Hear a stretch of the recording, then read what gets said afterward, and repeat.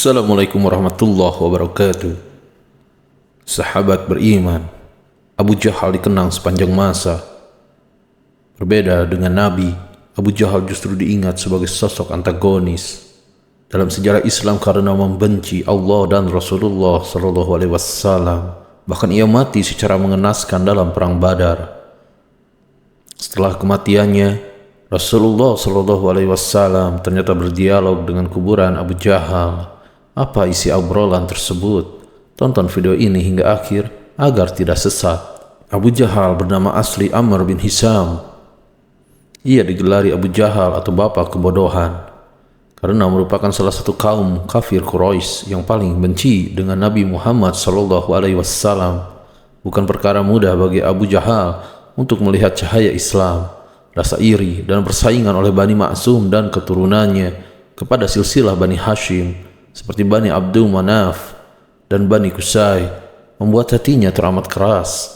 Abu Jahal berasal dari Bani Maksum, sementara Nabi Muhammad dari Bani Hashim. Perbedaan pandangan dan kepercayaan antar kelompok inilah menjadi asal muasal kebencian Abu Jahal. Ungkapan tersebut pernah disampaikan Abu Jahal kepada Mughirah bin Subay. Suatu hari, Mughirah dan Abu Jahal menyusuri jalan kota Mekah. Di perjalanan, mereka berpapasan dengan Rasulullah. Saat itu, Rasulullah mengajak mereka untuk mengikuti jalan Allah. Namun sekonyong-konyong, Abu Jahal menolak seruan Nabi. Setelah Rasulullah meninggalkan mereka, Abu Jahal lalu menyampaikan unek-uneknya kepada Mughirah. Demi Tuhan, sebenarnya aku tahu apa yang dia katakan memang benar. Tapi ada satu hal yang menghalangiku dari mengimani dia. Abu Jahal suatu saat berkata, kami sering berlomba untuk meraih kehormatan dengan Bani Abdul Manaf. Ketika mereka memberikan makanan, kami pun memberikan makanan. Ketika mereka membuat barang perniagaan, kami pun membuat barang perniagaan. Ketika mereka memberi, kami pun memberi. Sampai ketika bahu kami bersentuhan dan kami seperti kuda pacu. Mereka berkata, dari kami ada seorang nabi yang mendapat wahyu dari langit. Bagaimana mungkin kami akan mengakui itu? Demi Tuhan, kami tidak akan pernah mau mendengar atau mempercayainya selamanya, bahkan hingga menjelang ajalnya. Abu Jahal tak sekalipun tertarik untuk beriman kepada Allah Subhanahu wa taala dan Rasulullah SAW. Ia menghembuskan nafas terakhir saat perang Badar. Dalam kitab ringkasan Sahih Muslim karya Nashiruddin Al-Albani diceritakan bagaimana Abu Jahal berpulang tarik mantari mendaik Madinah di kampung Badar pada 17 Ramadan 2 Hijriah terasa lebih panas dari biasanya. Genderang perang Muslim melawan Quraisy pun dimulai. Siang itu kaum Muslim yang berjumlah kecil dengan hanya beranggotakan 313 personil harus berhadapan dengan pasukan Quraisy yang hampir 3 kali lipat lebih dari pasukan mereka. 1.000 orang meski perang belum pecah. Abdurrahman bin Auf yang merupakan sahabat Rasulullah SAW berhenti di tengah barisan pasukan muslimin. Namun seorang pria berusia 16 tahun tiba-tiba mendatanginya dan berkata, "Wahai paman, apakah paman kenal dengan Abu Jahal?" "Iya, aku kenal. Tapi kamu ada keperluan apa dengannya?"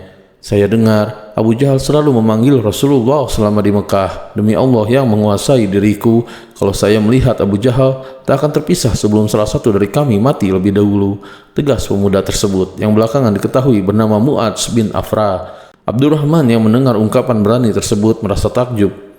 Belum juga reda kekagumannya pada keberanian pemuda itu, seorang pemuda lain dari Ansor datang lagi menghampirinya, yaitu Muawis bin Afrah. "Paman, apakah paman tahu siapa itu Abu Jahal?" "Iya, tahu. Apa keperluanmu dengannya?" "Saya dengar Abu Jahal selalu jahat dan bersikap keras kepada Rasulullah SAW. Demi Allah, saya ingin membunuhnya," jawab Muawis yang saat itu masih berumur 15 tahun. Setelah kakak beradik ini mengungkapkan niatnya membunuh Abu Jahal, tiba-tiba Abdurrahman bin Auf melihat Abu Jahal dari kejauhan dan berteriak, "Itu Abu Jahal!" Abdurrahman berteriak sembari menunjuk di mana Abu Jahal berada. Saat itu Abu Jahal sudah menduga jika ia akan menjadi sasaran empuk umat muslim.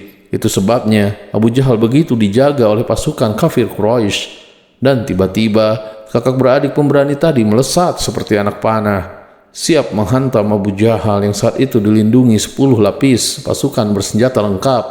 Abu Ais menyiram pasukan musyrikin agar bisa menebas Abu Jahal. Seketika pedangnya menyentuh paha Abu Jahal dengan sayatan yang sangat dalam. Tapi nyawa Abu Jahal masih bertahan.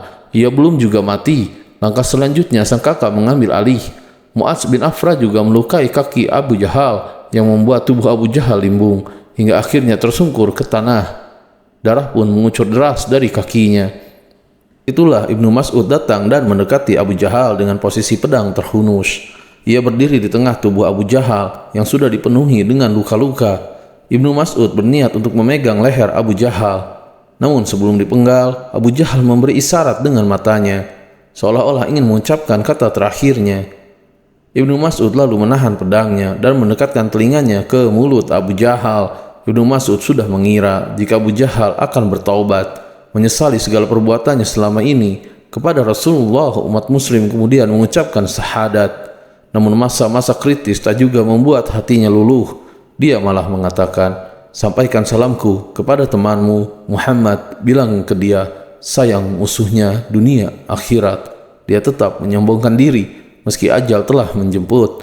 Ibnu Mas'ud lalu mengangkat pedangnya dan berakhirlah episode kehidupan Abu Jahal di dunia. Dalam perang tersebut ada sekitar 70 orang anggota pasukan kafir Quraisy yang meregang nyawa dan mati. Setelah semuanya sudah ditimbun tanah, Rasulullah SAW mendekati kubur mereka. Beliau mengajak semua kafir di kuburan itu untuk berbicara. "Hai Abu Jahal bin Hisham, hai Utbah bin Rabi'ah dan Syaibah bin Rabi'ah." Rasulullah SAW menyebut nama-nama petinggi Quraisy lainnya. "Apakah kalian telah mendapati apa yang telah dijanjikan oleh Rabb kalian itu benar?" Para sahabat terperanjat dengan apa yang dilakukan Rasulullah itu. "Ya Rasulullah," tanya Umar bin Khattab radhiyallahu anha, "bagaimana engkau mengajak bicara orang-orang yang telah menjadi bangkai demi saat yang jiwaku berada di tangannya?